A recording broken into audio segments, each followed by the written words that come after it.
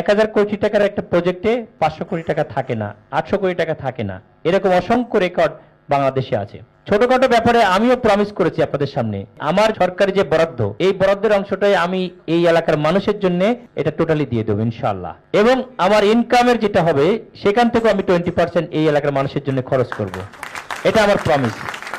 উন্নয়ন নিয়ে কথা শুনলাম, তো এখন উন্নয়নটাতে যে অবশ্যই একটা ব্যয় খরচ লাগবে, তো এটা আপনি জনগণের কাছে কিভাবে তুলে ধরবেন? এই খরচটা অবশ্যই জনগণ এখানে কিছু দিবে, জনগণের হাত থাকবে, তো সেই ব্যয়টা আপনি কিভাবে তুলে ধরবেন তাদের কাছে?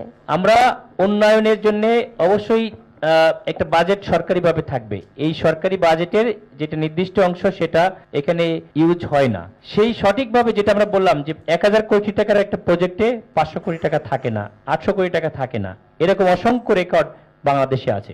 ছোটখাটো ব্যাপারে আমিও প্রমিস করেছি আপনাদের সামনে যে আমার যে সরকারি যে বরাদ্দ, এই বরাদ্দের অংশটাই আমি এই এলাকার মানুষের জন্য এটা টোটালি দিয়ে দেবো ইনশাআল্লাহ। এবং আমার ইনকামের যেটা হবে সেখান থেকে আমি 20% এই এলাকার মানুষের জন্য খরচ করব, এটা আমার প্রমিস।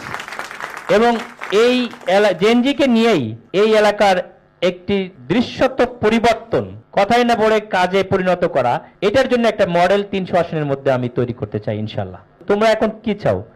আমি মনে করি যে তোমরা কিছু পরিবর্তন চাও, একটা ডিসিপ্লিন চাও, এটা চাও কিনা? তোমরা চাও না?